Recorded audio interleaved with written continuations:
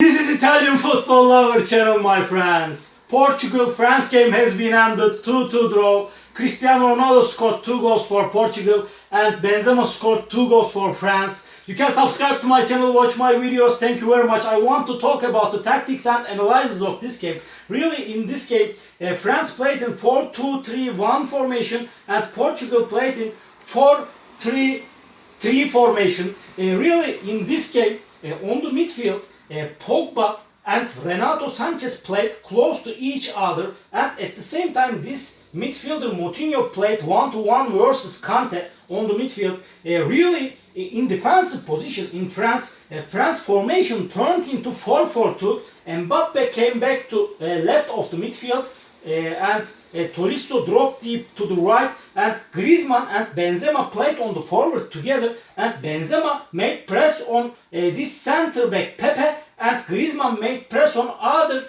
center back Ruben Dias, and at the same time sometimes Benzema covered off Danilo with his shadow, and sometimes Griezmann came close to Danilo. They tried to intercept Danilo's position on the midfield, and at the same time Cristiano Ronaldo played sole player on the forward, and he played close to these two center backs Kimpembe and Rafael Varane. At the same time sometimes in France attacks, Portugal formation turned into 4-5-1, and every time Diego Jota dropped deep and came back to left, and this player Bernardo Silva came back to right, and they made the midfield 5. And in some positions this player Guerrero, left back Guerrero and right wing back Semedo tuck infield, and Diego Jota and Bernardo Silva came back to wings, and they made the defense line 6 together, Diego Jota and Bernardo Silva. At the same time, really in Portugal attacks, Diego Jota tuck infield, and this player Guerrero moved higher and wider, but sometimes this player Guerrero came to forward and he tucked inside. He came to the forward position, and really this player Semedo moved higher and wider together with Bernardo Silva, and they supported the Portugal attacks. They provided the width on the right of the Portugal, and they supported the attacks together. At the same time, when these two fullbacks of Portugal moved higher and wider, these two center backs Ruben Dias and Pepe split away to the right and left. Danilo dropped deep between of these two center backs, and really in France attacks, every time Hernandez and Koundé moved higher and wider together, and these two center backs came close to midfield, and France played the game on the half pitch of Portugal in France attacks. At the same time, in the first half, France clustered on the left zone of the pitch. Hernandez, Kante, Griezmann, Benzema, Mbappe, Pogba, they came close to left, and at the same time when Koundé moved higher and wider, Tolisso tucked infield, and really France made overloaded on the right wing back of the Portugal in the first half. But really Portugal found to go from penalty. Really this goalkeeper Lloris made a foul to Danilo in France box, and Ronaldo scored the goal for Portugal in this game. And really in this game I want to indicate that really Pogba gave very good long range passes to the forward, and especially he gave long range passes Pogba behind and between of Semedo and Pepe. In one of these positions, with his long pass, Mbappe tucked infield and he met the ball, but Mbappe's shot was saved by goalkeeper Patricio in the first half. And again, Griezmann found another goal position from the same region with Tolisso's long pass, and he missed the goal at the back post again. And in the last minutes of the first half, Pogba gave another long pass to the same region behind of Semedo and Pepe. Really in this position, Mbappe again tuck infield and Semedo touch Mbappe, and the referee has given the penalty, and Benzema scored the goal for France from penalty in this position, and the first half has been finished 1-1. At the same time, I want to add that every time Benzema dropped deep and came back to midfield and received the balls, he tried to draw center backs of Portugal to higher position, and when Benzema dropped deep, but every time Danilo tracked Benzema, and the first half has been finished 1-1 draw. In the beginning of the second half, these two teams made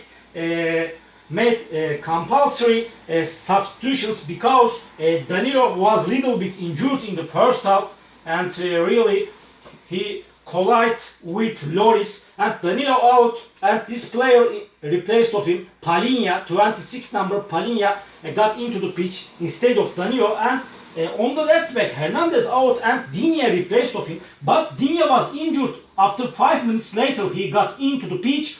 Again Rabiot replaced of Digne, second substitution for France. Rabiot played as a left back, but in France attacks Rabiot moved higher and wider and supported France attacks in the second half. Really in the beginning of the second half, again Pogba give very good long range pass from midfield to the between of Pepe and Ruben Dias, and Benzema made a dangerous running between of Ruben Dias and Pepe, and he scored the goal. He met the ball and scored the second goal of France. Benzema with Pogba's wonderful assist. All the game really Pogba gave very good long range passes between and behind of Portugal defense line to Mbappe and Benzema. Really after this, in the beginning of the second half, Ronaldo came close to left, and when Ronaldo came close to left, this player Rafael Guerreiro and Diego Jota tucked infield, and they got into the France box in one position like this. Ronaldo came to left wing and he centered the ball into the box, and the ball touched the hands of Koundé, and the referee pointed the penalty, and Ronaldo scored the second goal of Portugal as a same type from penalty. The score was 2-2 with this goal. Really in the second half, every time Mbappe and Tolisso came back to wings of the midfield in Portugal attacks, and Tolisso tracked this player Diego Jota, and Mbappe tracked and played close to Bernardo Silva every time in Portugal attacks. But there were another substitutions in the second half for these two teams. Really, this player Bernardo Silva and other midfielder Moutinho out, and this player Bruno Fernandes replaced of Bernardo Silva on the right wing. 11 number Bruno Fernandes played on the right wing, and Ruben Neves, 18 number Ruben Neves replaced of Moutinho on the midfield. And really in France, this player Tolisso out, and other player Kingsley Coman replaced of Tolisso in the second half. He played on the right, and again this player was injured. Semedo in one position, he was injured, and Diogo Dalot replaced of this player Semedo, 20 number Diogo Dalot. And again last substitutions for these two teams. Really Renato Sanchez played so good in this game with Moutinho on the midfield. Really Renato Sanchez and Moutinho made Portugal midfield stronger than Germany game, and at the same time after Palhinha got into the pitch in the second half, he played so successfully, defensively, more defensively, and sometimes he participated to attacks Palhinha on the midfield. And last substitution for Portugal, Renato Sanchez out on the midfield, and this player replaced of him, 24 number, this player, I forgot his name. And at the same time, other last substitution for Portugal, Griezmann out, and Sissoko replaced of him. And Sissoko played on the right after he got into the pitch. Sissoko played on the right like this here, Sissoko.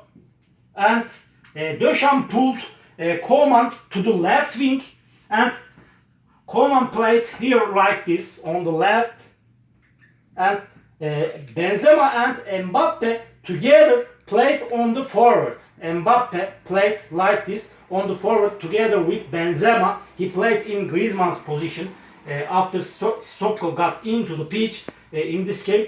Really, this game was in balance, and these two teams got 1 point, and they became up to last 16 teams in Euro 2020 with this result.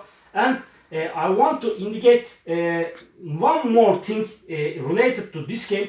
In the second half, especially Pogba and Kante switched their positions, and in the second half Pogba played more close to left and Kante played more close to right, especially in the second half.